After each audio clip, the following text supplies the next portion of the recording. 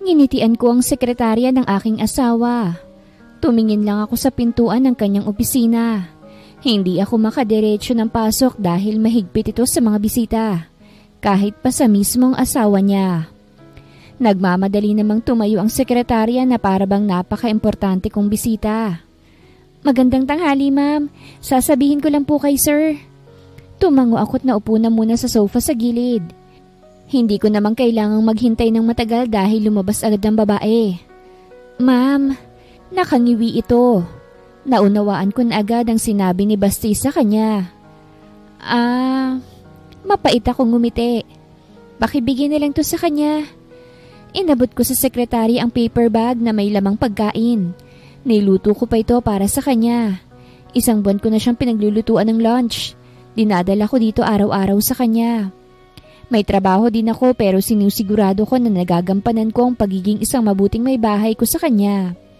"Sige po." Pumasok na ulit sa opisina ni Baste ang sekretarya. Sumunod din ako.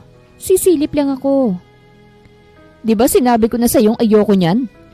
Napasinghap ako nang marinig ko ang galit na boses ng aking asawa. Pero sir." "Itapon mo yan." "Sayang naman po ito, sir." "O di kainin mo kung sayang."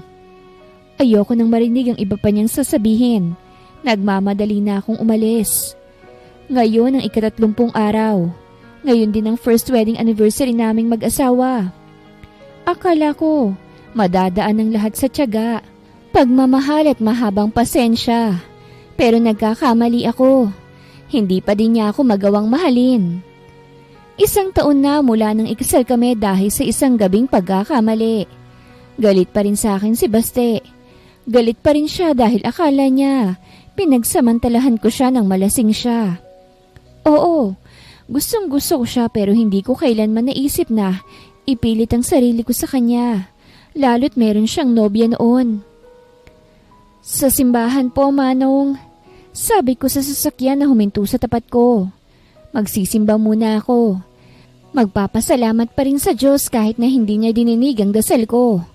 Kahit na hindi niya ako napagbigyan sa hiling ko na sana mahalin ako ni Baste. Dito na lang po, Manong." Huminga ako ng malalim at dahang-dahang naglakad papasok ng simbahan. Sa unahan ako umupo. "Kung ano pong kagustuhan mo, iyon po ang masusunod." Nakangiti kong tumingin sa altar habang patuloy ang pagtulo ng aking mga luha. Bago ko umuwi, dumaan din muna ako sa parlor. Gusto ko lang maging maganda ngayong araw.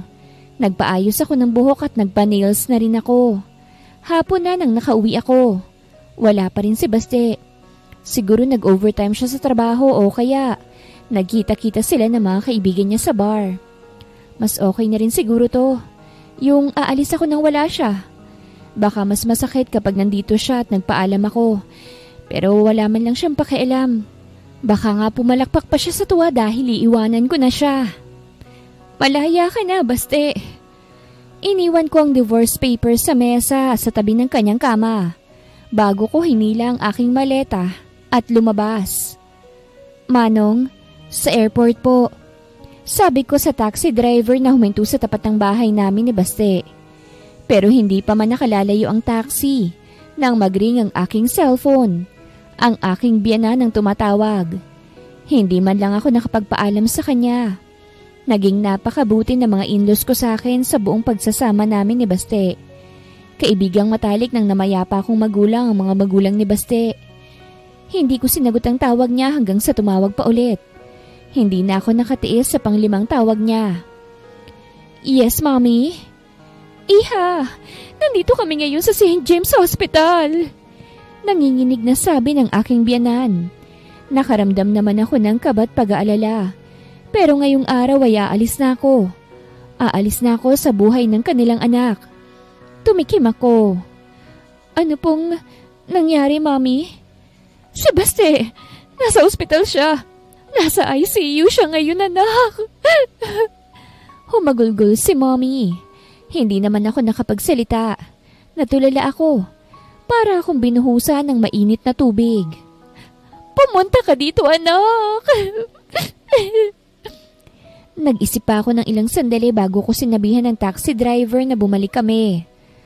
Pauwi na raw sana si Baste nang mabangga siya ng 8-wheeler truck. Madami siyang sugat at gasgas sa katawan. Halos malamog na ang kanyang katawan. Pagkatapos siyang operahan sa kanyang tiyan dahil sa bumao na tubo, ligtas na siya sa kapahamakan. Hinaplos ko ang buhok ng aking asawa. Kahit puno ng galos at may pasa ang mukha, gwapo pa rin siya. Paalis na ako dapat Bulong ko habang nakatitig ako sa kanya.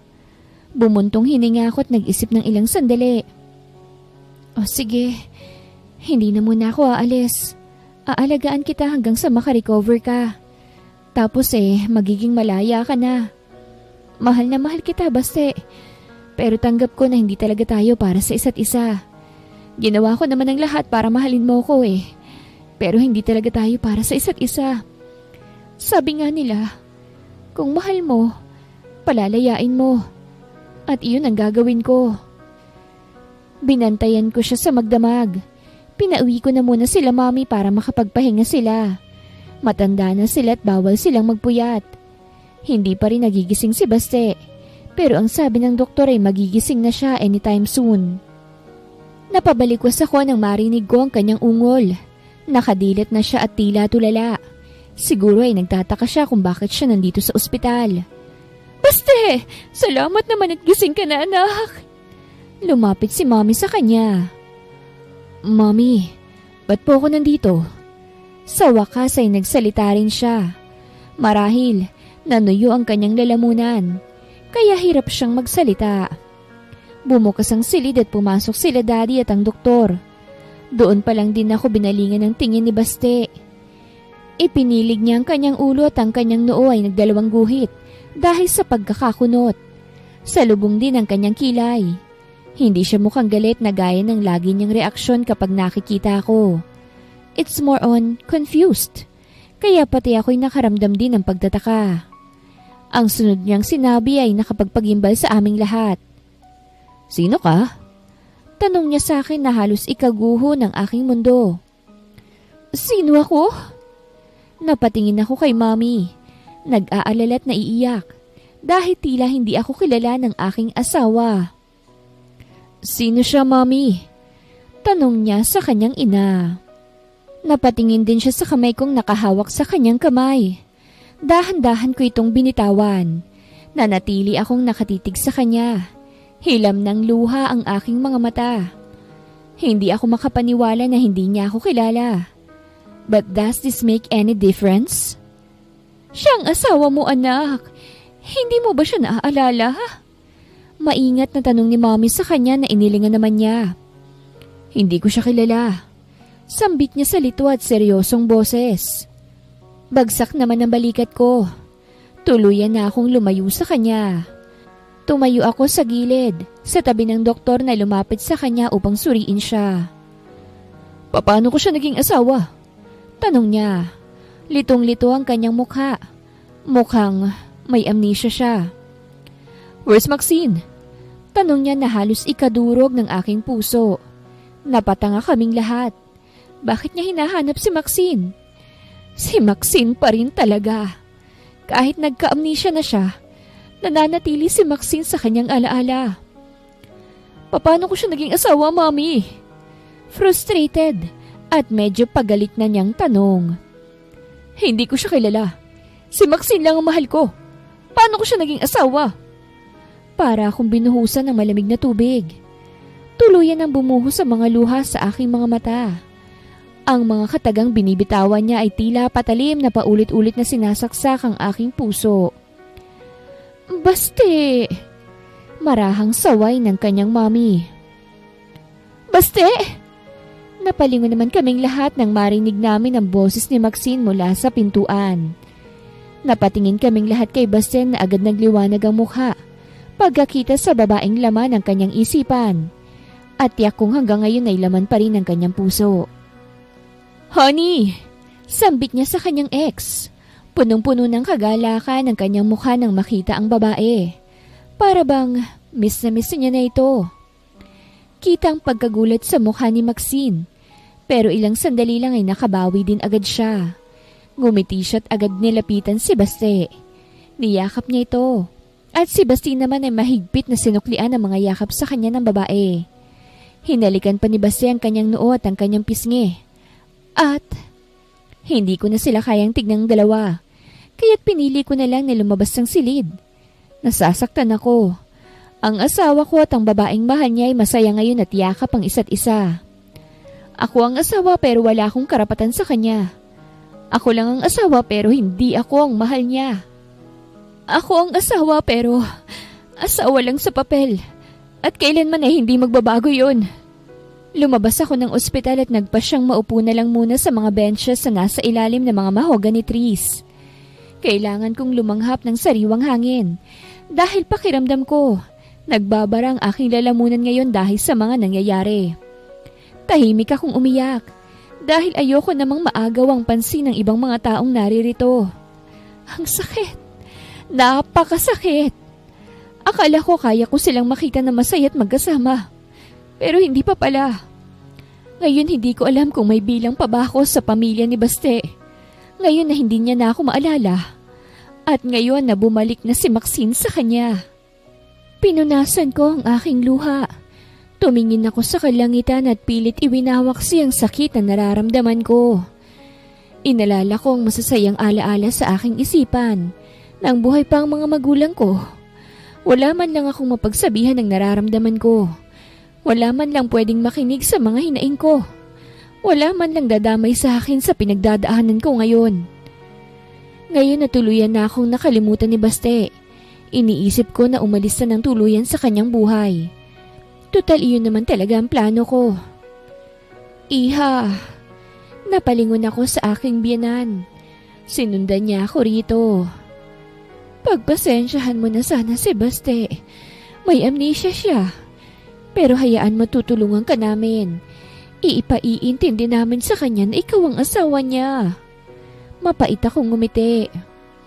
Ayos lang po, Mami. Nauunawaan ko naman po siya kung bakit si Maxine lang naaalala niya. Hinaplos niya ang kamay ko at marahang umiling-iling.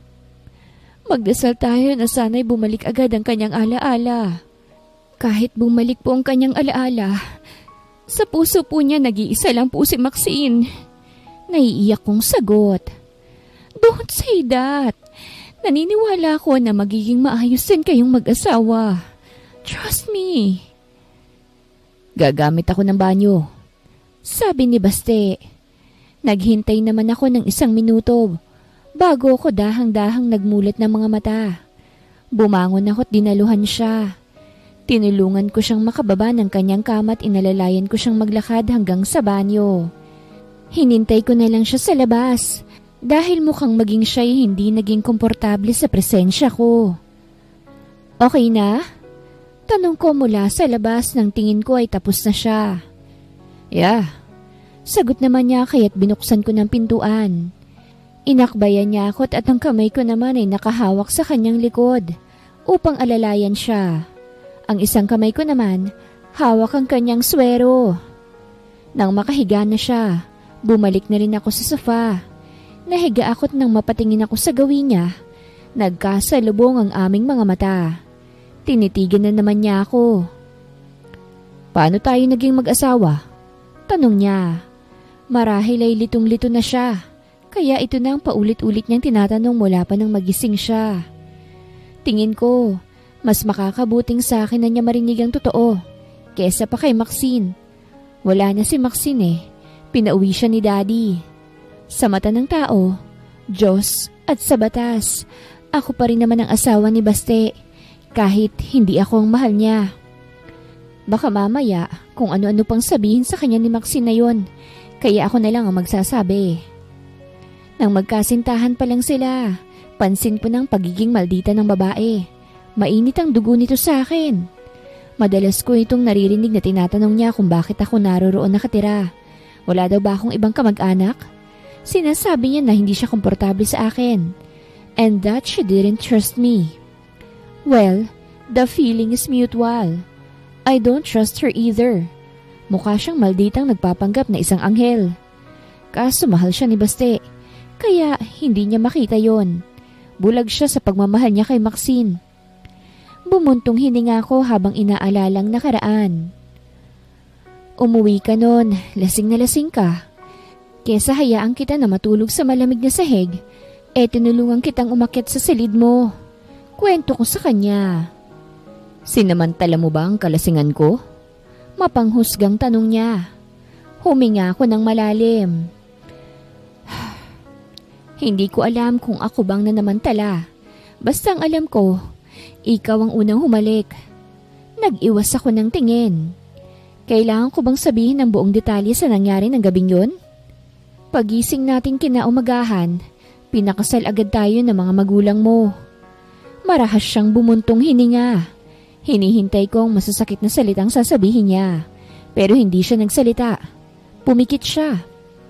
Akala ko tulog na siya. Dahil ilang minuto siya sa ganung ayos pero muli siyang nagdilat ng mga mata. Mahal ko si Maxine. I know it's unfair for you pero yun kasi ang nararamdaman ko. Tila hirap niyang paliwanag pero naiintindihan ko naman siya. I know. Malungkot akong ngumiti. At huwag kang mag-alala. Dahil pagkatapos ng isang buwan, kapag tuluyan ang nakarecover ang katawan mo, aalis na ako. Para malaya niyo ng mahalin ng isa't isa. Tahimik si Baste pagising niya kinaumagahan. Kahit nang pinakain ko siya hindi siya nagsasalita. Kahit kinakausap siya ng kanyang mga magulang.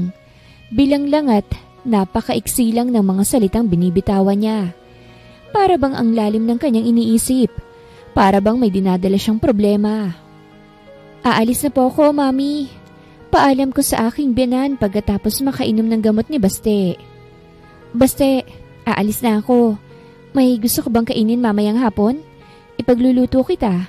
Sabi ko. Gusto ko yung kare-kare na luto ni Maxine. Sabi niya na ikinatahimik naming lahat. Baste! Marahang saway ng kanyang daddy. Malungkot naman akong ngumiti. Dahil nagsimula na namang manubig ang aking mga mata. Tumalikod na ako't hindi na muling nagsalita. Dire-diretso akong naglakad hanggang sa makarating ako sa sasakyang naghihintay sa akin. Umiiyak ako at wala akong pakialam. At kahit ano pang isipin ng driver na maghahatid sa akin pa uwi. Ang sakit lang kasi. Kung noon malamig lang siya sa akin at pinaparamdam niya na wala akong puwang sa kanya. Ngayon naman ipinamumukha na talaga niya sa akin na mas matimbang pa rin si Maxine kahit ako na ang asawa niya. Nagluto ako ng aking almusal at habang nagkakape, dumating naman ang aking biyanan na babae.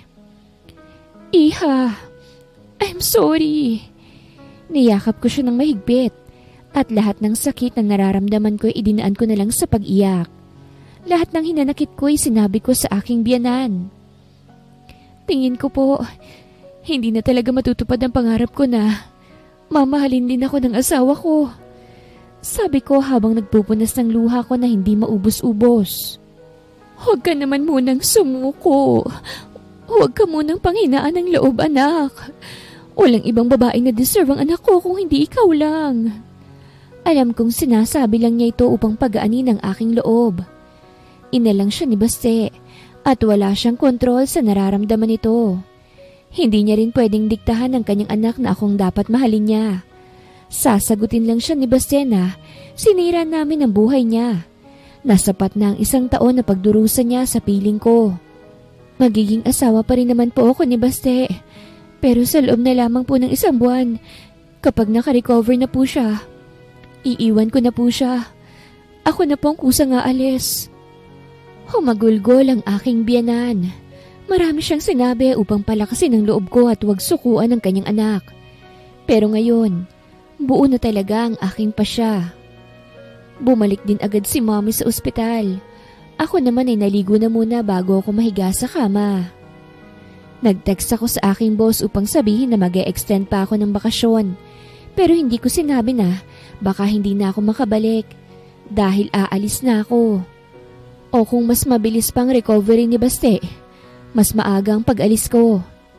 Nilapag ko ang aking cellphone at pinilit na makatulog kahit ilang oras lang. Pero kung kailan hinihila na ako ng antok, saka naman ay may tumawag. Kamusta ang asawa mong mahal pa rin ang ex niya? Napairap ako sa mapang-inis na tanong ng kaibigan ko. Ayun, nagka-amnesia pero mahal pa rin ng ex niya. Sagot ko naman sa hirit niya. Bumalang halit sa tawa si Sanya kaya muli akong napairap.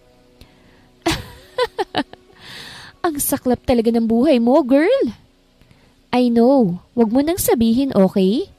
Pairap kong sagot. Napatawag ka, istorbo ka eh, patulog na sana ako. Wala naman. Gusto ko lang sanang ibalita sa'yo na may nabiling isla ang fiancé ko. Wow! Yayamanin ka talaga ah. Tumawa ulit siya. Hindi naman. Naisipan ko lang na sabihin sa'yo, baka kasi kailangan mo ng mapupuntahan at trabaho. Alam ko na hindi magtatagal ang pagsasama nyo, no? Salamat, Sanya. Okay, hihintayin ko ang tawag mo ah. And please, hanggat may natitira ka pang pagmamahal para sa sarili mo, umalis ka na sa piling ng asawa mo. Ginupitan ko ng kuko sa kamay at paa si Baste. Natutuwa ako na kahit hindi siya komportable sa akin, hinayaan niya lang ako. Tahimik lang siya at panakanakang napapatingin sa akin. Ayan, okay na. Nakangiti ko siyang binalingan. Pangatlong araw niya na ngayon dito sa ospital. At bukas, baka makalabas na siya ng ospital. Walang kurap siyang nakatingin sa akin kahit napaiwas ako ng tingin. Nakaramdam ako ng pagkailang. Ganito palang pakiramdam ng nabibigyan ng atensyon mula sa lalaking mahal mo. Nagugutom ka na ba? Tanong ko sa kanya habang nakatingin sa kanyang kamay. Umiling lang siya at hindi pa rin inaalis sa akin ang kanyang paningin. Gusto mo bang ipagbalat kita ng prutas? Nakangiting tanong ko. Marahan siyang tumango. Akala mo tuloy pipi siya. Pinagbalat ko siya ng apple at orange. Ipinatong ko sa bed table ang mangkok na pinaglagyan ko ng prutas. At bumalik naman ako sa sofa upang ayusin ang ilang mga kalat pero tinawag niya ako. Hindi mo ba ako susubuan? Tanong niya na kinakunot ng noo ko. Ha? Bakit ko naman siya susubuan? Magaling naman ang kamay mo ah. Sagot ko naman habang nakanguso. Masakit pa kaya? Hindi ko alam kung nagsasabi ba siya ng totoo. Pero kahit na ganoon, nilapitan ko pa rin siya. Sa totoo lang, kamontik na akong maglayas kagabi. Nagpunta na naman kasi si Maxine kagabi. Habang tulog ako, pakiramdam ko tuloy pinagtataksilan ako ng aking asawa. Pero kahit na ako naman ang totoong asawa, hindi ko naman sila kayang pigilan dahil baka ipamukha lang nila sa akin kung ano lang ba talaga ako sa buhay ni Baste. Kaya ngayon, hindi ko maunawaan ang kadramahan niya at kailangan ko pa siyang subuan. Siguro, nakokonsensya siya sa ginagawa niyang pagtataksil kaya, kunwari, sweet siya sa akin. Akala yata niya wala akong alam. Tumabi ako sa kanya upang pakainin. Sinubuan ko siya ng slice na apple. Tell me, anong klase akong asawa? Tanong niya sa akin na hindi ko inaasahan. Dati, ayaw niyang makipag-usap sa akin. Pero ngayon siya pa mismong kumakausap sa akin patungkol doon. Nag-isip ako ng ilang sandali. Dahil wala naman ako mabuting alaala tungkol sa isang taon na pagsasama namin, kaya't hindi ko alam kung tama bang sagutin ko pa ang tanong niya. Masungit, cold, distant, prangkang sagot ko. Hindi siya nakapagsalita agad. In love with someone else. Napaawang ang kanyang labit ilang sandali pang nag-isip. Anong klase kang asawa? Tanong niya pagkaraan ng ilang sandali. I don't know. Ikaw lang ang makakasagot niyan. Sabi ko naman dahil hindi ko rin alam kung papaano kong i-describe ang sarili ko bilang asawa niya. Paano mo natiis na makisama sa akin? Kung masungit ako sa'yo, cold at distant. I don't know, Baste. Basta lumipas na lang mga araw at hindi ko namamalayan na isang taon na palang nakalipas. Bakit mo nga pala natanong? Muli ko siyang sinubuan. Na-curious lang ako. Buti hindi mo ako iniwan. Tumawa ko. Masokista siguro ako. Sa halip na umalis at iwanan ka sa kabila ng pakikitungo mo sa akin, pinagsisiksikan ko pa rin lalong sarili ko sa'yo. Ngumiti ako pero hindi yun matamis na ngiti. May lungkot sa aking mga mata na kahit na may amnesia siya, Batid kong nakita niyang pait at kalungkutan doon. Nakalimot lang naman siya pero hindi siya bulag. Alam mo, sa totoo lang, nasasaktan ako na kahit nagka-amnesia ka, ako lang na asawa mong nakalimutan mo. Tumigil muna ako sa pagsasalita upang pakalmahin ang aking sarili. Nanginginig na kasi ako at ilang sandali pa baka hindi ko na mapigilan ang pagbulusok ng aking mga luha. Huminga ako ng malalim at pinilit na ngumiti. Magpahinga ka na. Kailangan mong magpalakas. Kinuha ko ang mangkok saka ito dinala sa sink. Alam kong nakatitig pa rin siya sa akin, kaya't nagbisi-bisihan na lang muna ako. Ayokong makita ang awa sa kanyang muka. Ayokong kaawaan lang niya ako. Kinagabihan, dumalaw ulit si Maxine. Gising ako at hindi na ako nagpanggap ulit na tulog. Lalabas na lang muna ako. Paalam ko. Mas maigi na lang na lumabas ako upang hindi ko marinig ang kanilang usapan. Nagpahangin muna ako sa labas. Naupo ako sa bench habang binibilang ang mga bituin sa langit bilang pagpatay ng oras. Hating gabi na nang bumalik ako sa silid. Naroroon pa rin si Maxine. Katabi niya sa kama si Baste. At kahit nang nagbukas ang pinto, hindi man lang talaga siya nagtangkang lumayo sa pagkakalingkis sa aking asawa. Ang lakas ng loob niya. Para bang ako na lang ang nahiya. Ako na lang na asawang mag-a-adjust. Hindi ko sila tinignan. Dumiretso ako sa banyo at nang lumabas ako, dumiretso na ako sa sofa't nahiga. Pinikit ko ang aking mga mata at pinilit na matulog. Kahit pa halos magiba na ang aking dibdib sa labis na pagpipigil sa nagpupuyos kong damdamin. Ang sakit-sakit dahil talagang harap-harapan nila akong pinagtataksilan. Hanggang sa narinig ko ang pagbukas ng pintuan. Akala ko'y doctor o nurse lang ang dumating. Pero narinig ko ang galit na boses nila mommy at daddy. What are you doing here? Sigaw ng biyanan kong babae. Ang walang hiya kayo. Hindi nyo man lang nirespeto si Leia. Ang kakapal namang mukha nyo, ang bababoy nyo. Sa mga sinabing yun ni mommy, tuluyan ang bumuhos ang luha sa aking mga mata. Hindi ko na rin napigilan ng paghikbi. Tinalakbungan ko na lang ng kumot at nagpatuloy na lang ako sa pag-iyak. Get out! Umalis kayo ito! Nanginginig na sigaw ni mommy. Maghihiwalay din naman po sila eh, sabi ni Maxine. At sinong may sabi sa iyong maghihiwalay sila? Hinding-hindi yan mangyayari. Usapan namin ni Baste, hihiwalayin niya si Leia kapag naka-1 taon na sila. Ako po ang mahal ng anak niyo, at hindi ang ulilang yan. Narinig kong malakas na sampal na iginawa ni Mommy kay Maxine. Mommy! Awat ni Baste sa kanyang ina. Mabilis akong bumangon at pumagitna na rin sa kanila. Niyakap ko ang aking biyanan. Tama na po, Mommy. Pinakakalma ko siya dahil baka kumapano siya. Galit na galit siya. Pulang-pulang kanyang mukha. Mabuti na lang talaga't naka-private room kami. Umalis ka na! Sigaw ulit niya. Umalis naman si Maxine. Dinig ko pang tinawag siya ni Baste, pero tuloy-tuloy na itong lumabas ng silid. Inalalayan ko nang maupo si Mami sa sofa. Binigyan ko siya ng isang basong tubig. Ang aking biyanan na lalaki ay nasa pintuan. Nakapamewang at pinakakalma din ang kanyang sarili. Ano pong ginagawa niyo rito, Mami? Tanong ko kay Mami. May nakapagsabi sa amin tungkol sa pagpunta-punta ni Maxine dito. At hindi ka man lang pumalag. Sana naman nagsabi ka rin sa akin. Umiiyak niyang sambit.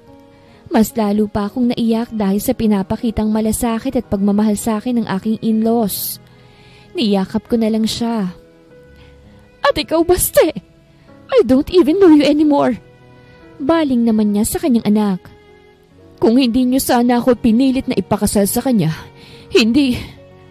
Shut up! Hindi mo alam ang pinagsasasabi mo, Baste. Hindi mo alam. Nanginginig ang katawan ni Mommy. Umuwi ka na lang po siguro, Mommy. Magpahinga ka muna, baka mapano kay. Kumalma ka na po. How can you be so calm, Iha? Niyakap niya akong muli. Kay Dino ka na lang sana namin noon ipinakasal. Sabi pa niya. Si Dino ay pamangkin nila, anak ng panganay na kapatid ng aking father-in-law. Mabait yon at masiyahin. Hindi gaya ni Basti na akala mo'y palaging galit. Pero si Basti ang mahal ko. Pero kung hindi nangyari yung nangyari ng gabing yon, baka nga inireto ako nila mami kay Dino. Sa kabila ng nangyari kagabi, ay inasikaso ko pa rin si Basti. Pinakain ko siya at tinulungang magbihis. May go signal na ang doktor na pwede na siyang umuwi, kaya hinihintay na lang namin na masettle ang bills niya.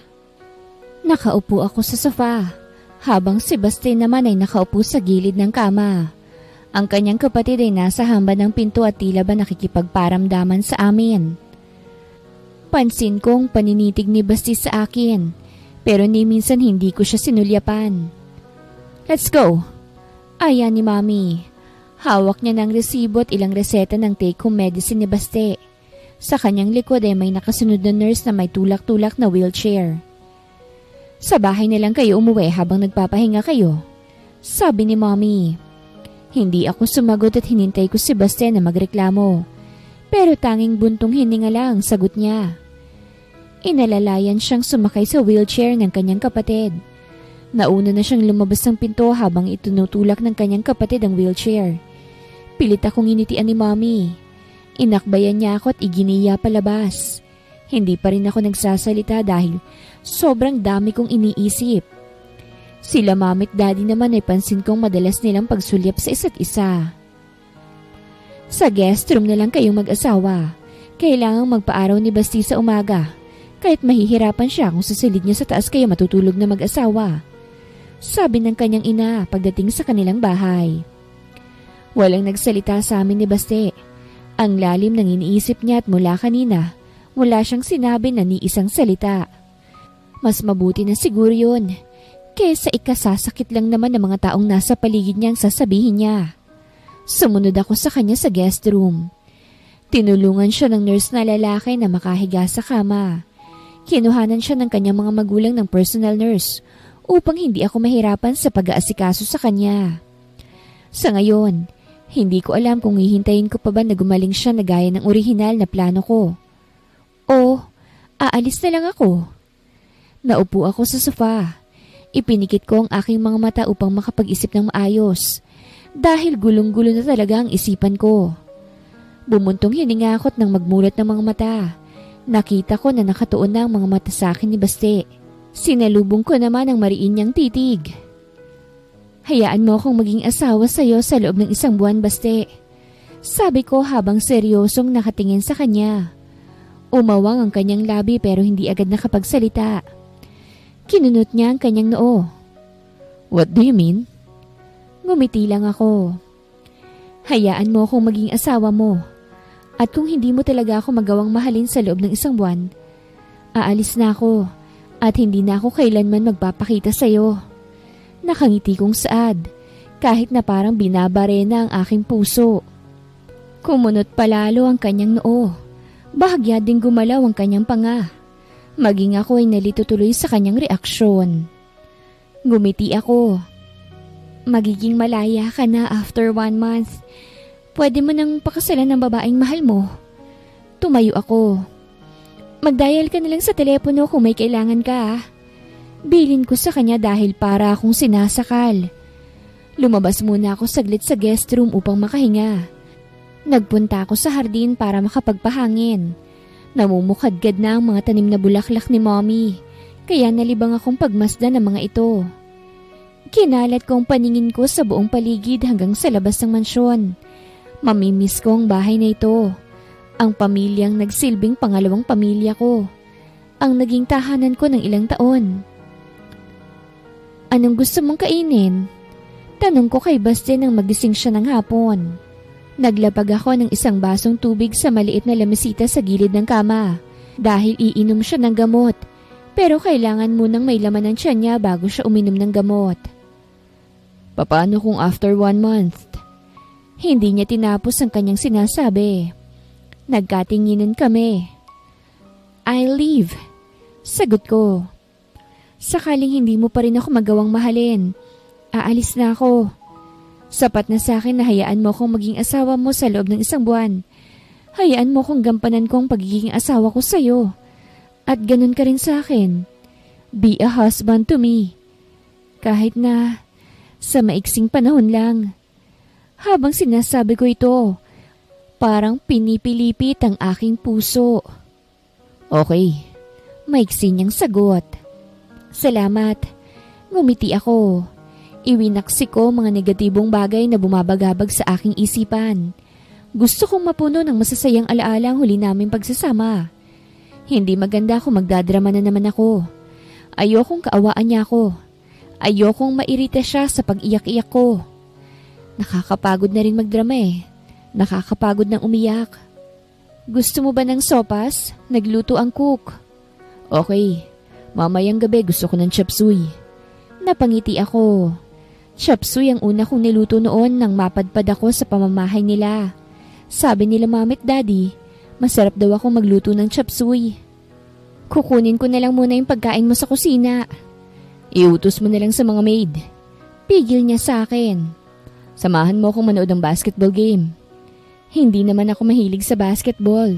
Pero dahil siya naman ang kasama kong manood, siyak na mag-e-enjoy ako. Habang nanonood, sinusubuan ko siya. Akala mo bata dahil gusto pa talaga niyang subuan ko siya. Hindi naman ako nagrereklamo. Natutuwa pa nga ako na hinahayaan niyang subuan ko siya ng pagkain. Pakiramdam ko tuloy, tunay na kaming mag-asawa. Bakit hindi ka kumakain? Tanong niya. Isang mangkok lang hiningi ko sa maid dahil siya lang naman ang kakain. Mamaya na, kakain ako sa kusina. Sagot ko't muling inuma ang kutsara sa kanyang bibig. Kinuha niya ang kutsara na hawak ko. Nilagyan niya ito ng soup at ako naman ang sinubuan niya. Hindi ko inaasahan ang kanyang gesture kaya't hindi ako agad nakagalaw. Say Anya. Kinagat kong ibaba kong labi bago ko ibinuka ang aking bibig. Ngumiti siya. Muli niya akong sinubuan. Ano ba yan? Reklamo niya. Sinubuan ka na, ang kalat mo pa rin kumain. Pinunasan niya ang gilid ng aking labi. Nang mapansin ang pamumula ng aking mukha, napangisi siya. Sinubuan niya ako hanggang sa maubos ang tira niyang sopa sa mangkok. Binigay ko na rin sa kanya ang kanyang gamot upang mainom niya. At ang matapos ang kanyang pinanonood, nagsabi siya na iidlip muna siya. Iniwan ko na rin muna siya para mailabas ko ang aming pinagkainan. Nakangiti akong nagtungo sa kusina. Hindi talaga ako makapaniwala sa kanyang ginawa kanina. Nakakapanibago rin ang pakikitungo niya sa akin. Nang mailapag ko sa singkang tray, nakapako ang aking dibdib. Kanina pang malakas ang kalabog. Huminga ako ng malalim. Napasubo ata ako sa aking hiniling sa kanya. Baka mas lalo lang akong mahirapang umalis kapag kailangan ko nang umalis. Kumuha ako ng unan at kumot sa kabinet bago naglakad papuntang sofa. Bakit sa sofa ka matutulog? Tanong ni Baste na nakapagpatigil sa akin. San ba dapat?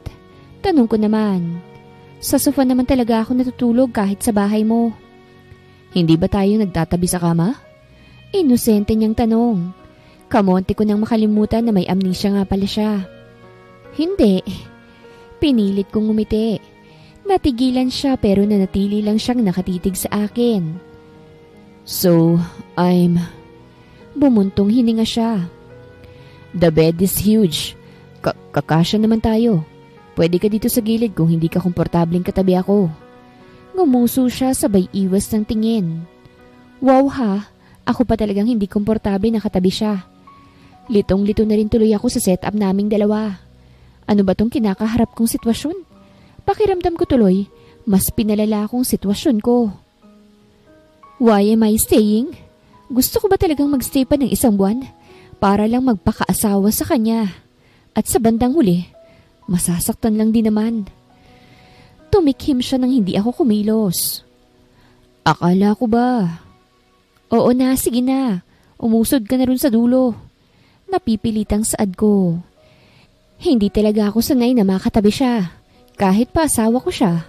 Dahil hindi naman ganito ang setup namin dati. Umusad naman siya pero konti lang. Nahiga na rin ako pero sa gilid lang talaga. Nakatihaya ako at akala mo, isang bangkay. Dahil halos hindi na ako humihinga habang nakahiga. Tumagilid ako patalikod sa kanya. Pero nang mangawit ako, muli akong bumaling sa kabila. Napasinghap ako dahil nakaharap pala siya sa gawi ko. Dilat ang mga mata at talagang walang kurap na nakatingin sa akin. Nanuyo ang aking lalamunan at naging balisa. Tumihaya ulit ako at inayos ang kumot sa aking katawan. Mahal mo ba ako? Nanigas ako sa tanong niya.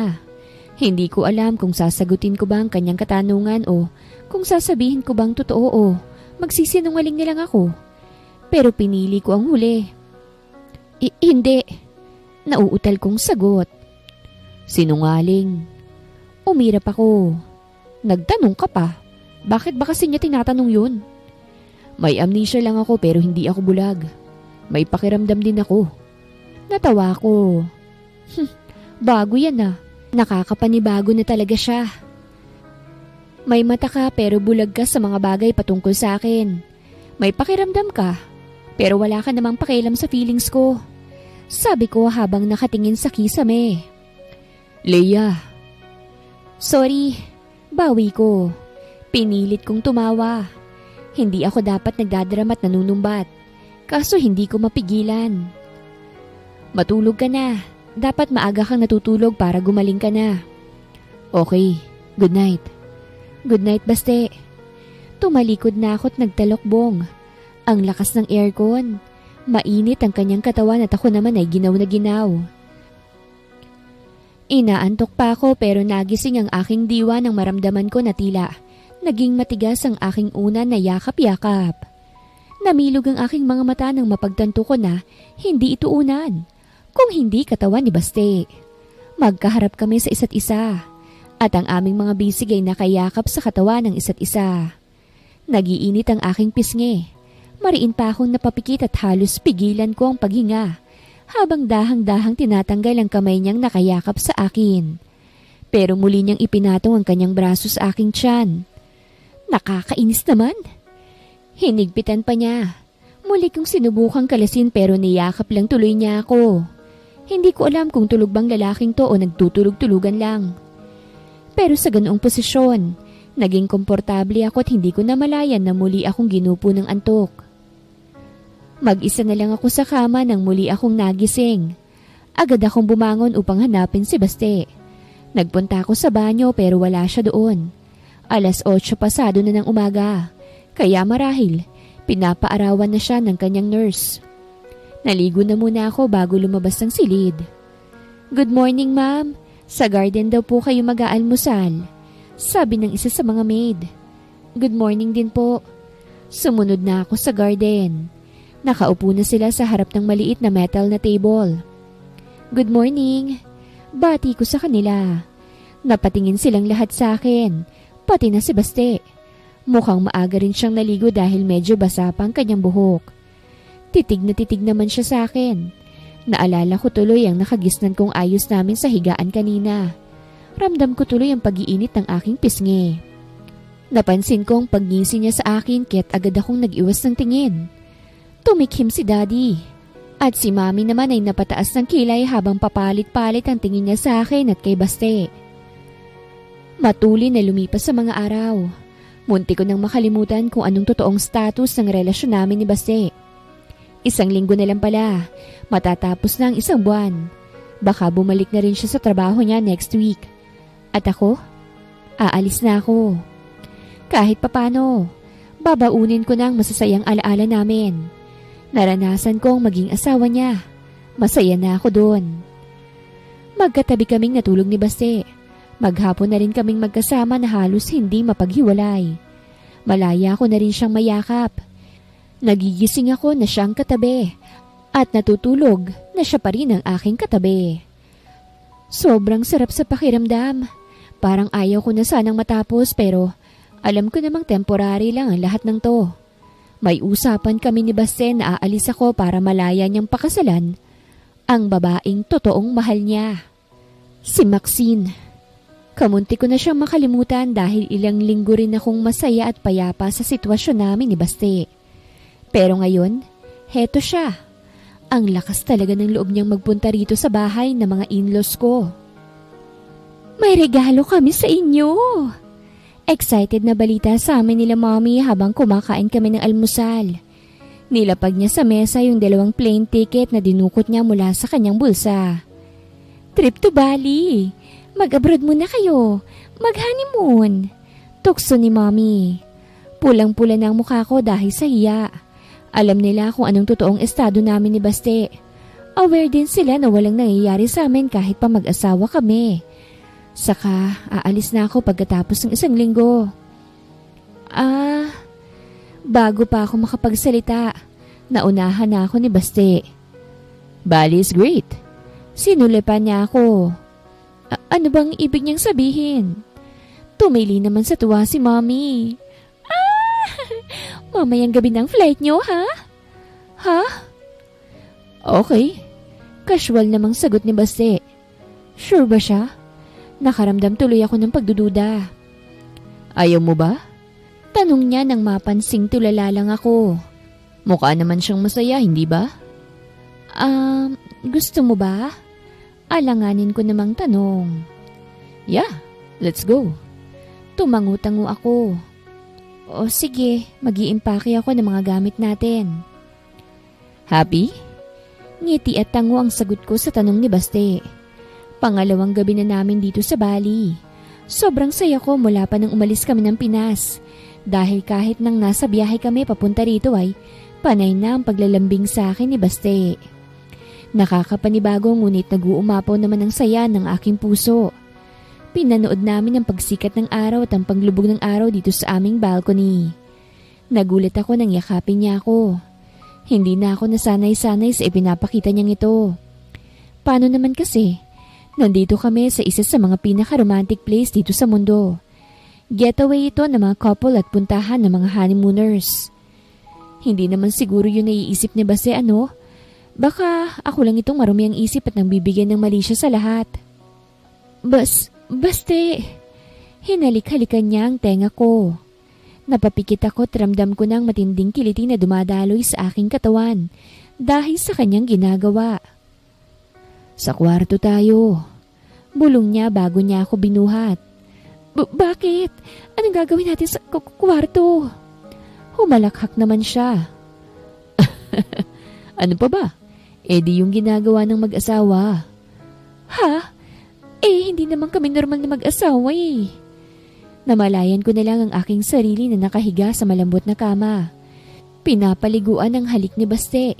Sobrang sarap sa pakiramdam. Pakiramdam ko isa akong Diyosa na sinasamba niya sa kanyang ginagawa. Ginawa nga namin yung ginagawa ng mag-asawa. Paulit-ulit niya akong inangkin. Wala siyang kapaguran. Para bang sabik na sabik siya na angkinin ako. Sa mga natitirang araw namin dito sa Bali, halos hindi na kami nakapamasyal at nakalabas ng aming villa. Walang kasawaan si Baste sa pag-angkin sa akin. Ito na yata ang pinakamasayang mga araw sa buhay ko. Kamusta ang honeymoon? Masayang masaya rin ang mga in-laws ko nang dumating kami. Mukhang hindi man lang kayo umitim. Hindi nyo ba na-enjoy ang dagat? Nanunukso ang kanilang mga mukha. Mukhang nagkulong lang sila sa villa. Tukso naman ang sister-in-law ko. Hindi na ako nakasagot sa labis na hiya. Pulang-pula na rin ang aking mukha. Tumawa lang naman si Baste sa bayakap sa akin. Nang makauwi kami, hindi nagbago ang pagiging sweet ni Basti sa akin. I also lost track of time. Tapos na yung usapan namin na 1 buwan pero wala na rin kasi siyang sinasabi. Tabi pa rin kaming matulog. May nangyayari na rin sa amin gabi-gabi. Good morning, love. Bati niya sa akin sabay halik sa aking pisngi at sa aking labi. Basti, kagigising ko lang. Hindi pa nga ako nagmumumuga toothbrush. Reklamo ko.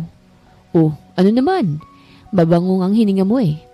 Mabango din pati yung... Nanlaki ang aking mga mata. Ikaw ha? Nakatatlo ka na kagabi. Nakanguso kong saad habang namumula ang aking pisngi. Hindi pa rin ako masanay-sanay. Hindi ko alam kung kailan ako masasanay. Humalakhak naman siya. Baisa ngayong umaga. Hirit pa niya. Baste! Saway ko naman sa kanya. Pumasok ka na nga sa work mo. Nilingon ko ang digital clock sa gilid at nakita ko na 7:30 na pala ng umaga. Tinanghali ako ng gising. Okay, mamaya. Sagot naman niya habang nagtataas baba ang kanyang kilay. Natatawa lamang ako. Ikaw talaga. O sige na. Pagpayag ko naman. Namumula pa ang aking pisngi. Ihatid mo ko hanggang sa baba. Request niya. Sobrang clingy naman ng asawa ko pero sige na nga. Gustong gusto ko yung ganito siya. Mag-ingat ka sa work mo ha. Bilin ko habang inaayos ang kanyang necktie. Yes, love. Magpahinga ka lang buong maghapon dahil papagurin ulit kita mamayang gabi. Humagikik ako. Baste! Saway ko dahil hinalikan niya ako at may pagpisil pa sa aking pangupo. Ang harot talaga? Sige na nga, umalis ka na. Sabi ko sabay tulak sa kanya. Mamimiss kita. Sabi niya habang hindi ako mabitaw-bitawan. Ako rin. Pero kailangan mong mag-work. Sabi ko naman. Para sa future natin. Ngumisi siya. Yeah, para sa future natin. Ang saya-saya ko tuloy buong maghapon. Hindi na ako makapaghintay pa para sa mga susunod na araw na pagsasamahan namin ni Baste. Umalis ako bandang tanghali dahil tumawag yung classmate ko ng college. Nakikipagkita sa akin dahil nalaman niya yung tungkol sa mga part-time jobs ko online. Kasama pala niya yung iba pa naming mga kaklase kaya yun, inabot ng ilang oras ng tsikahan. Nang sumapit na ang 6, nagpa siya na ako magpaalam dahil baka nasa bahay na si Baste o kaya pauwi na. Pero nang i-check ko ang phone ko, wala man lang siyang message. Siguro nasubsob na siya sa kanyang work. Dumaan muna ako sa mall upang bumili ng mga lingerie. Nag-init ang aking pisngi sa aking iniisip. Plano ko sana siyang ayain na mag-weekend sa Palawan. Pagkatapos kong bayaran ng mga pinamili ko, nagpa siya na akong umuwi.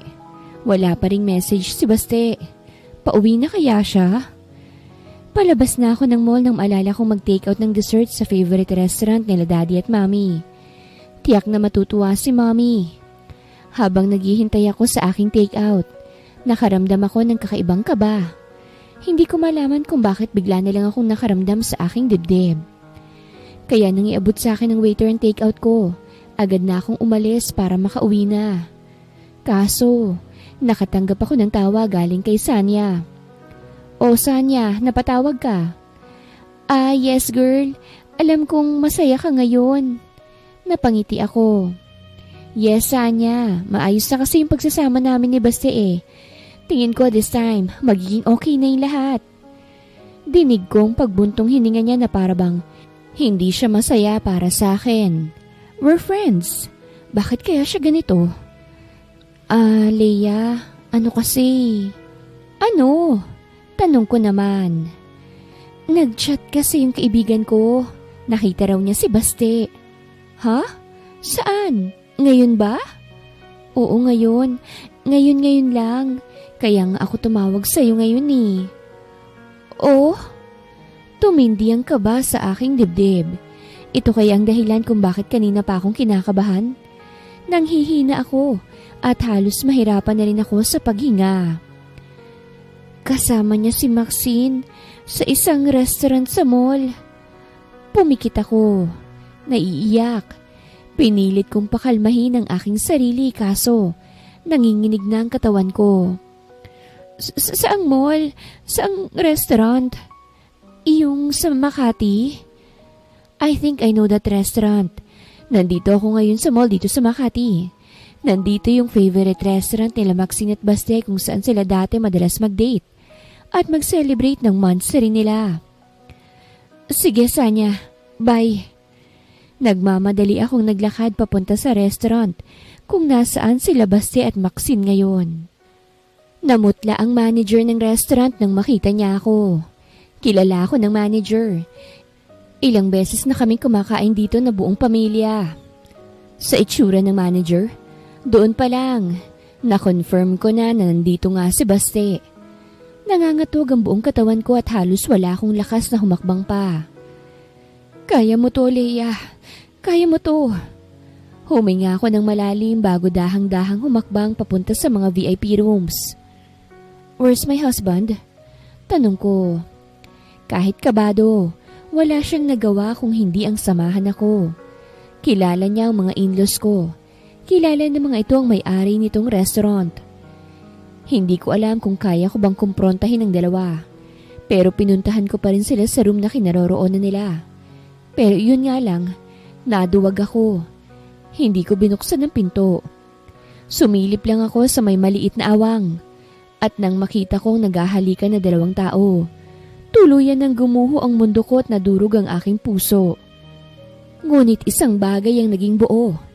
Iyon ay mapasya kong umalis at lumayo na sa buhay ng aking asawa. Akala ko talaga okay na eh. Wala na rin naman akong balita kay Maxine. Hindi na rin nababanggit ni Baste. Wala na silang komunikasyon. Just so I thought. Akala ko okay na kami. Akala ko he's giving our marriage a chance. Hindi pala. Years later. Dito lang kayo ni Ate Lucia, okay? Bilin ko sa aking anak. Yes, nagkaanak kami ni Baste at hindi niya yun alam. Pagkatapos ng nasaksihan ko sa restaurant ng gabing yun, hindi na ako umuwi pa sa bahay ng mga in-laws ko. Hindi ko na kinuha yung mga gamit ko. Kinapkup naman ako ni Sanya sa isla nila ng kanyang asawa. Nang maipanganak ko si Angel, nagsimula akong tumanggap ng mga work online hanggang sa magkaroon ako ng mga big-time clients.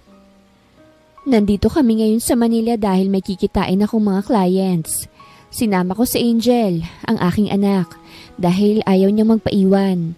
Sinama ko na lang din si Lucia para may magbabantay sa kanya. Okay po, Mami. Pinanggigilan kong halikan ng kanyang matambok at mapulang pisngi. Ang cute talaga ng aking anak. Mami, kailan po natin pupuntahan ang daddy ko? Napangiwi ako sa tanong niya. Last year, nagsimula na siyang magtanong tungkol sa daddy niya. Sinabi ko na lang na nasa abroad. Nasa abroad pa si daddy anak eh. Pero 'di ba may house sila dito sa Manila? Yes, kaso nasa US nga siya. Ang lolo't lola ko po. Nasa US din sila anak. Ang tito at tita ko po. Mga cousins ko din. Bumuntong hininga ko. Nasa abroad po silang lahat? Tumango ako. Ngumuso naman siya. Nakasimangot na. Bakit parang ayaw nila akong makita? Sana sinabi mo po sa kanila na nandito tayo sa Manila. Busy po sila. Hayaan mo after ng meeting ni Mami, magmumall tayo. Okay ba yon? Kiniliti ko siya parang ngumiti na siya. Humagikhik naman siya. Okay, Mami. Binilinan ko si Lucia na pumunta na lang sila ng mall kapag malapit nang matapos ang meeting ko. Makulit pa man din si Angel. I'm sure wala yung ibang gagawin kung hindi kulitin siya na puntahan na ako. 30 minutes bago matapos ang meeting ko, nasa mall na raw sila Angel at Lucia. Maglalaro daw muna sila sa Tom's World. Doon ko na sila pupuntahan after ng meeting ko. Palabas na ako ng restaurant nang makatanggap ako ng tawag mula kay Lucia. Oh, be, papunta na ako dyan. Sabi ko dahil mukhang nangungulit na naman si Angel. Be. Nagsimula na siyang umiyak. Wala akong maintindihan sa kanyang sinasabi. But one thing is for sure, naiwala niya ang anak ko. Angel, oh my goodness. Papunta na ako dyan. Nanginginig ang katawan ko ngunit mabibilis ang bawat hakbang ko upang makarating agad sa mall. Lucia! Bebe! Nagsisimula nang magpaliwanag si Lucia. Nagbanyo lang daw sila kanina. Ang sabi ko, hintayin niya ako bago kami pumunta sa palaruan. Pero pagkatapos kong umihinga, wala na siya. Inabot kami ng ilang oras sa paghahanap. Nagpatulong na rin kami sa admin at sa security ng buong mall. May ilang video sa mall na nakuhanan si Angel na naglalakad na mag-isa. Ngunit hindi na nakita kung saan ito pumasok o kung lumabas ba ito ng mall. Suot ba niya yung ID niya? Nandun sa backpack niya, be. Pati yung picture ng daddy niya, pati yung daddy unan niya. Unan na may mukha ni Baste. Nang magsimula na siyang magtanong tungkol sa daddy niya, ipinakita ko ang picture ni Baste. Yung daddy unan, regalo sa kanya yun ni Sanya. Wala ako sa aking sarili. Magdidilim na pero hindi pa rin namin nahahanap si Angel. Hinang-hina na ako ngunit hindi pwedeng tumigil sa paghahanap sa aking anak. Be, umuwi na muna tayo sa kondo. Aya ni Lucia. Ayaw ko pa sanang umuwi kaso pasara na ang mall. 10:00 na ng gabi. Diyos ko, ang anak ko. Asan na kaya siya? Baka mamaya may nakakuha na pala sa kanya. Hindi ko kakayanin kung may mangyaring masama sa kanya. Kapag hindi namin agad siya nahanap, tiyak na mababaliw ako. Nagpunta na ako sa malapit na police station. Tatawagan daw nila ako. I-check daw nila ang ilang mga CCTV sa malapit sa mall. Be, may tumatawag! Tarantang sambit ni Lucia. Nakatulala ako kaya't hindi ko agad napansin ang cellphone ko na nagre-ring. Unknown number. Baka si Angel na to. Hello? May I speak to Angel's mom? Para akong mahihimatay nang mabusesan ko ang baritonong boses sa kabilang linya. Si Baste. Yes? Tumikim ako. This is Angel's mom. She's with us. Sinabi niyang address niya. Hindi ko man gaanong naiintindihan pero alam kong sa address sa mga magulang niya ang kanyang binabanggit. Nandun si Angel. At kung paano ko siya pupuntahan doon, iyon ang hindi ko alam. Hindi pa ako ready para dito. Ano bang ginawa mo, anak? Tumayo ako at kinuha ko ang aking bag. Tara, puntahan na natin si Angel. Wala akong magagawa kung hindi harapin ang taong ayaw ko pa sanang makita. Kamusta kaya si Angel doon? Nandun kaya si Maxine? Sana naman pinakitunguhan niya ng maayos ang aking anak. Ayokong masasaktan ng damdamin ni Angel. Ito mismong dahilan kung bakit ayoko pa sanang magkakilala sila. Wala siyang kaalam-alam sa mga nangyari. Hindi niya alam na meron ng ibang pamilya ang kanyang daddy. Hindi ko po kasi pwedeng sabihin sa kanya dahil masyado pa siyang bata. Hindi pa niya ito maiintindihan. Nag-book agad ako ng Grab. In less than 30 minutes, nakarating ako sa mansyon ng mga Garcia. Ganun pa rin ang mansyon. Walang binago. Katulad pa rin to ng dati. Kabadong-kabado akong bumaba ng sasakyan. Bukas ang main door ng bahay na para bang inaasahan nilang may darating. Kaya't hinayaan nilang nakabukas to. Pagtapa ko sa loob ng malawak na receiving area ng bahay, dinig ko agad ang matinis na boses ni Angel. My name is Angel Costales. Binago kong apelido naming mag-ina. I am 5 years old. Magsi 6 years old ako next month. Wiling-wili sa kanya ang lolo't lola niya. Ganon din ang kanyang tito at tita. May mga bata din sa bahay, mga pinsan niya. Si Basti ay parang wala sa sarili habang nakatitig sa kanyang anak na bibong-bibo. My mother's name is Angel. Tawag ko sa aking anak. Nag-angat ng mukha si Angel. Ang buong mag-anak ay napatingin din sa gawi ko. Mommy! Mommy! Tumakbo siya palapit sa akin. Lumuhod naman ako at mahigpit siyang niyakap. Anak, alalang-alala sa'yo si Mommy.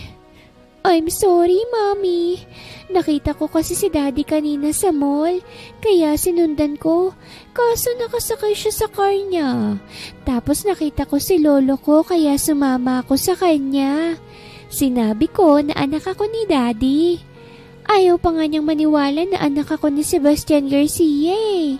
Sinabi ko na mami ko si Leia Corazon. Ngumuso siya. I can imagine her face while explaining to his lolo earlier. Baka nakasimangot na siya kanina dahil ayaw siyang paniwalaan. I showed him my pillow po. And then, he believed me. Nanlalaki ang mga mata na kanakwento niya. I told him to bring me to my daddy. Hinilot ko ang aking ulo. See, Mommy? Nasa Pilipinas na sila. Nakabalik na po sila sa Pilipinas. Pati si daddy ko nasa Pilipinas na rin. Natutuwang kwento niya. Kinagat ko ang aking labi at halos hindi ako makatingin sa buong pamilya na nakatuon na ngayon ang tingin sa amin. Marahan akong tumayo at humarap sa kanila. Hindi ko alam ang sasabihin ko kaya't nagkasya na lang ako na batiin sila. Hello po, kamusta po kayo? Tinignan ko si Mommy na ngayon ay dahang-dahang naglalakad palapit sa akin. Umiiyak siya. At nang makalapit siya, niyakap niya ako ng napakahigpit. Oh, Leia! Hindi mo alam kung gaano akong nag-alala sa'yo. Araw-araw kitang iniisip. Araw-araw kong pinapanalangin na sana'y magbalik ka na. Tuluyan nang bumuho sa mga luha ko. I'm sorry po, Mommy. I'm sorry po kung pinag-alala kita. Lumapit din si Daddy. Sina ate at kuya at nakiyakap na rin sa akin. Napahagulgul ako. Ramdam na ramdam ko ang pagmamahal nila sa akin. Nang bumitaw sila sa akin, napatingin ako kay Baste. Nakatayo na siya ngayon habang nakatingin sa akin. Ang dalawang kamay ay nakasuksok sa magkabilang bulsa ng suot niyang slacks. Pinilit kong ngumiti. Hi. Bati ko out of awkwardness. Nagsalubong ang kanyang mga kilay, kaya't mas lalo akong nailang. Nag-iwas na lang ako ng tingin. Kumain ka na ba? Hinihintay ka naming dumating para sabay-sabay na tayong kumain. Sabi ni Mommy.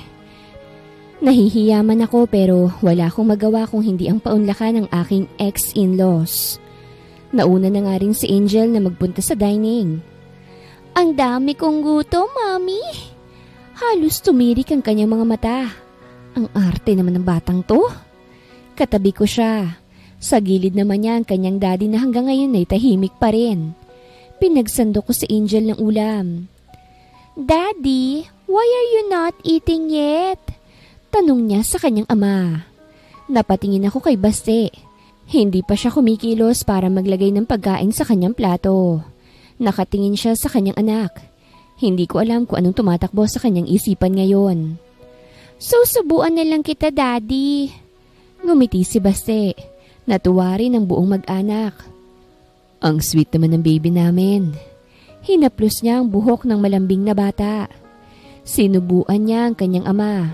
Pinunasan din ni Angel ang dumikit na sauce sa gilid ng labi ng daddy niya. Masarap ba, Daddy? Tanong niya sa ama. Yes, masarap. Ngumiti si Angel at pinilig pa ang kanyang ulo. Masarap din po magluto ang mami ko. Ngumiti ako pero hindi na tumingin sa kanila. Napansin ko kasi na napasulyap si Basti sa akin. Kumain ka na anak, sige na. Utos ko. Opo, Mami. Ay, gusto ko rin po ng ganyang ulam, Lolo. O sige, lalagyan ko ang plato mo. Mabilis na kumilos si Baste. Ang ingay ni Angel habang kumakain. Panay puri niya sa mga ulam. Gusto ko rin yan, ice cream. Mommy, can I eat ice cream please? O sige anak, pero konti lang, okay? Naiinggit siya sa kanyang pinsan. Hindi ko na kasi siya pinag-ice cream sa gabi. Dahil nung minsang pinakain namin siya ni Sanya ng ice cream sa gabi, gumising siyang may ubo kinaumagahan. Pagkatapos namin kumain, hindi ko alam kung paano ako magsasabi na uuwi na kami at babalik sa hotel ni Angel. Wiling-wili siya rito. Hindi ko rin alam kung gusto pa ba niyang umuwi. Parang nawala na sa isip niya na hindi naman kami rito nag-i-stay. San ba kayo nakatira all these years, anak? Tanong ni Mommy. Nagpapababa na kami ng kinain. Nasa sala na ulit kami. Si Angel ay nakikipaglaro sa kanyang mga pinsan. Hindi agad ako nakasagot. We are living in an island. Si Angel ang sumagot. Kinukumpas pa niya ang kanyang kamay. Sumakay kami ng helicopter, tapos sumakay kami ng bangka. Tapos sumakay kami sa car hanggang sa condo hotel kung saan kami nag-i-stay. Buti na lang at hindi niya alam ang address dahil kung hindi, malamang ay naidaldal na rin niya.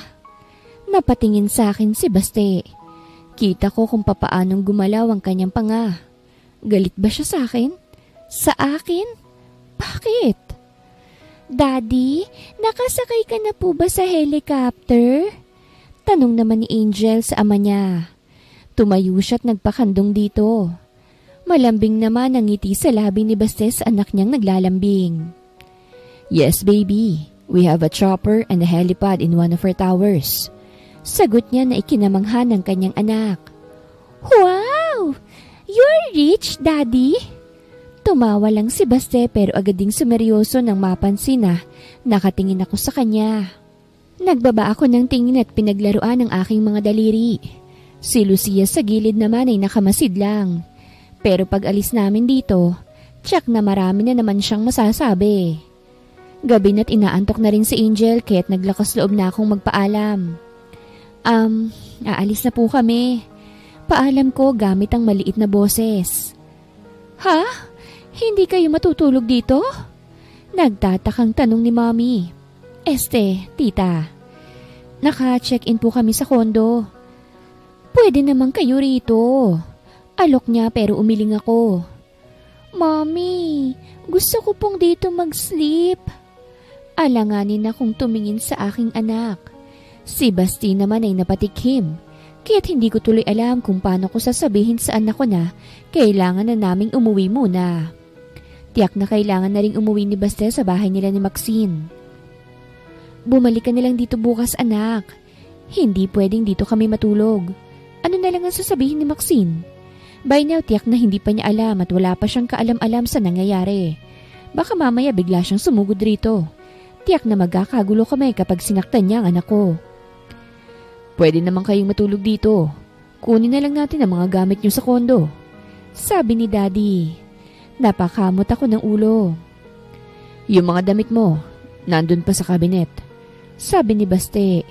Parang nalulun ko ang aking dila. Hindi na ako nakapagsalita. You want to sleep here? Malambing na tanong ni Baste sa kanyang anak. Yes, Daddy. I want to sleep beside you. Please, Mommy. Please. Ilang minuto akong nag-isip. Okay, sige. You can sleep here. Pumalakpak na sa tuwa ang aking anak. Napangiti rin si Baste. Hinalikan niya ang pisngi ng anak na karga-karga niya. Yung damit mo, sabi ko habang nag-iisip. Ipadadala ko nilang siguro. May dala akong 3 pares ng damit niya. Sabi ni Lucia. Abat, planado lang. Nilabas niya ang mga damit mula sa kanyang bag. Okay. Kinamot ko ang aking braso. Kinakabahan ako. Mag-knife bath ka na muna para makatulog ka na. Okay, Mommy. Inabot niya ang kamay niya sa akin. Mabigat ka na, baby. Si Daddy na lang magbubuhat sa'yo hanggang sa taas, ha? Sabi naman ni Baste. Nauna na itong humakbang patungong hagdan. Nahihiya naman akong ngumiti kila Mamit Daddy at sa kapatid ni Baste. Sumunod na ako sa kanila. Kaso nang mapansin ko na hindi sumunod si Lucia, pinandilatan ko siya. Ay, sasama ba ako? Member na ako ng family? Baliw talaga to. Sobrang awkward. Lalo na nang makapasok kami sa loob ng silid kung saan kami nagsistay noon ni Baste. Kung saan itinuring niya akong isang asawa. Leia, naka-move on ka na. Huwag ka na rin magbalik tanaw pa. May Maxine na siya ngayon.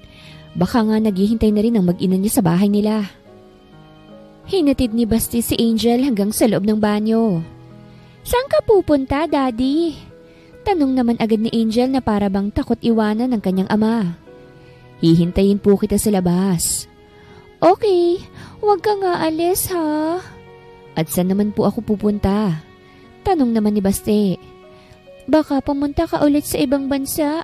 Wala kaming pamasahe para sumunod ni Mami doon.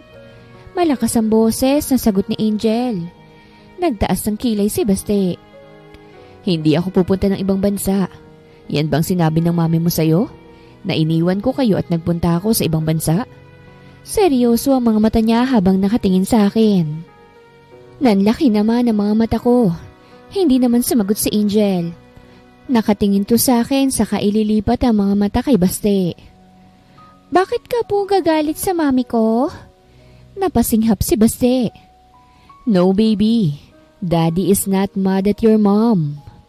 Akala ko nagagalit ka eh. Love lang po.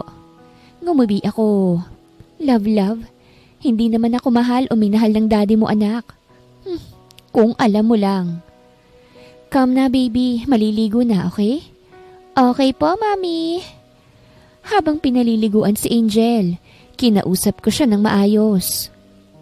Hindi nagustuhan ni mami ang ginawa mo kanina, ah. I know, mami. Angel is bad. Sorry po.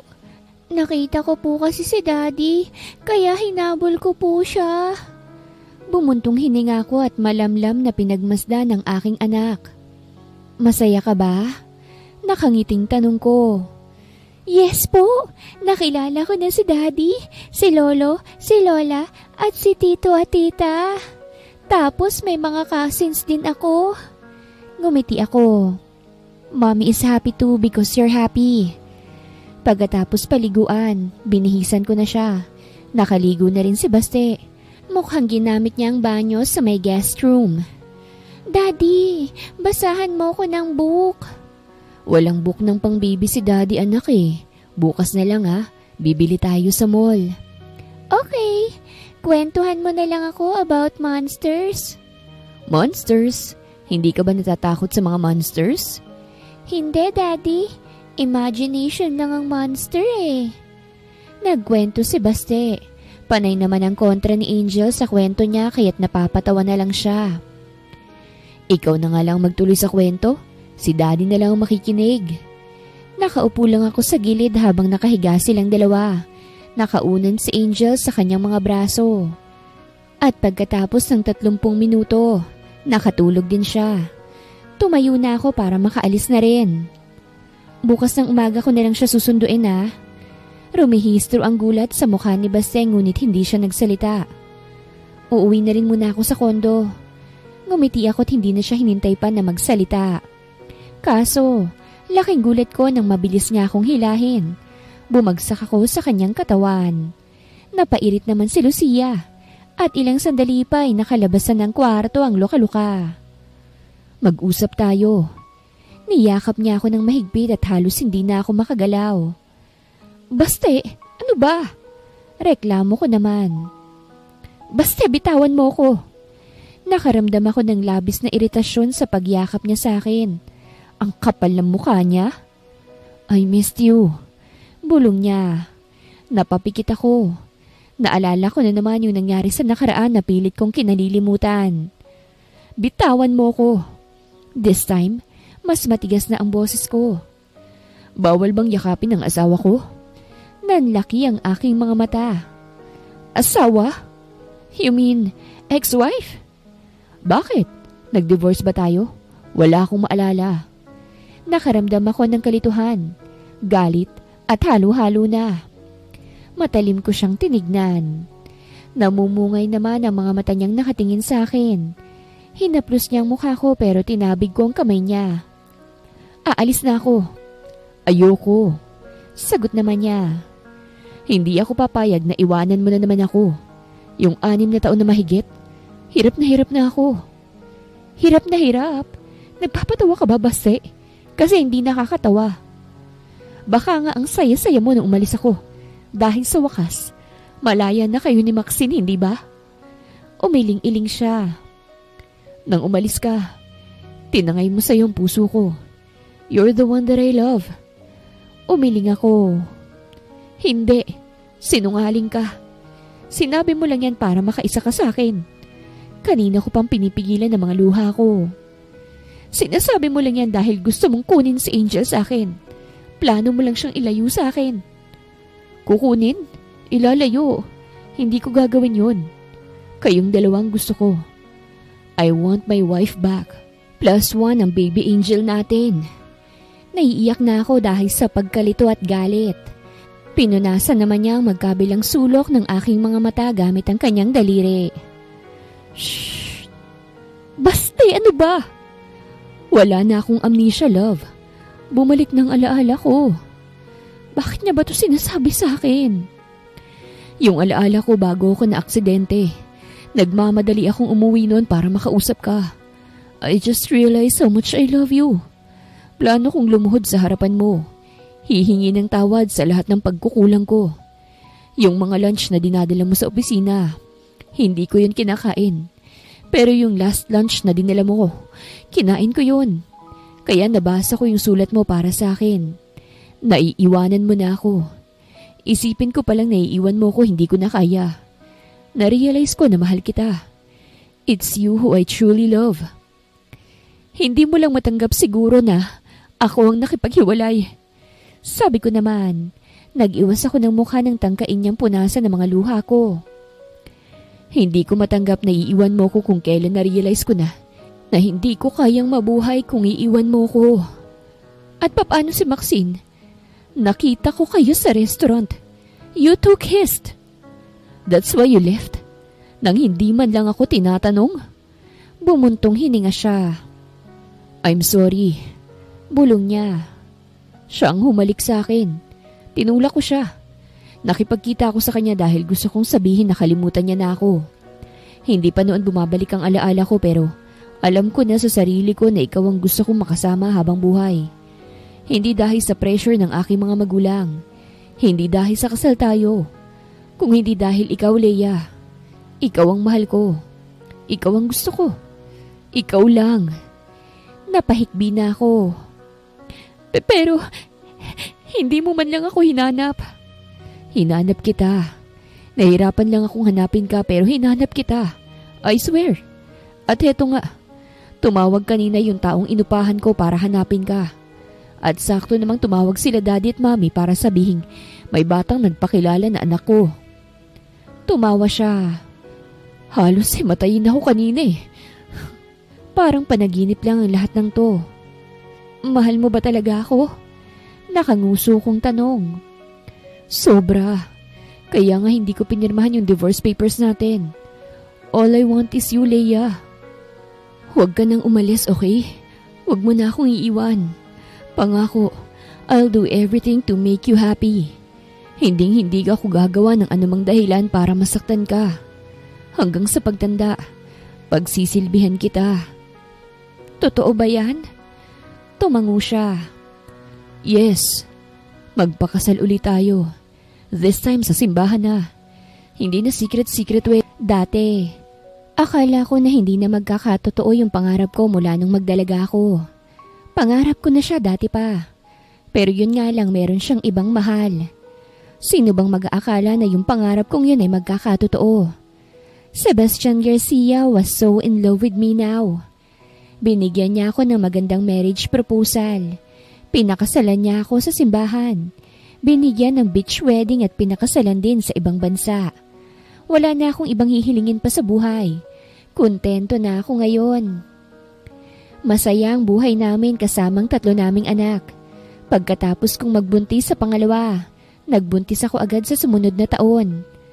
At si Base, wala nang ibang ginawa kung hindi ang pagsilbihan ako. Naging extra sweet pa siya sa akin. Araw-araw, mas lalo ko pa siyang minamahal. I love you, love. Bulong niya habang pinagmamasdan namin ang 3 naming anak na mahimbing na natutulog. And I love you too. It's babe time. Sambit niya bago ako binuhat. Impit naman akong napatili. Hindi ka ba napapagod? Napanguso kong tanong. Hindi. Never. Hindi ako mapapagod na pagsilbihan ka. Hindi mapapagod na sabihin at iparamdam sa'yo kung gaano kita kamahal. Humagikik ako. Tara, gawa ulit tayo ng baby number 4. Baka lalaki na this time. Baste! Joke lang. Okay lang kahit hindi na tayo magkaanak ng lalaki. Ayoko na rin mahirapan ka pang magbuntis at manganak. Kontento na ako sa 3 prinsesa natin. Napangiti ako. Masaya ka ba, Baste? Sobra. Ikaw, masaya ka ba, love? Naniniwala ka na ba na ikaw lang ang mahal ko? Ngumuso ako. Ah, ganun na. Duda ka pa rin talaga? O sige, buntis ka ulit sa akin. Napatili ako at napatawa. Ang kulit talaga. Wakas.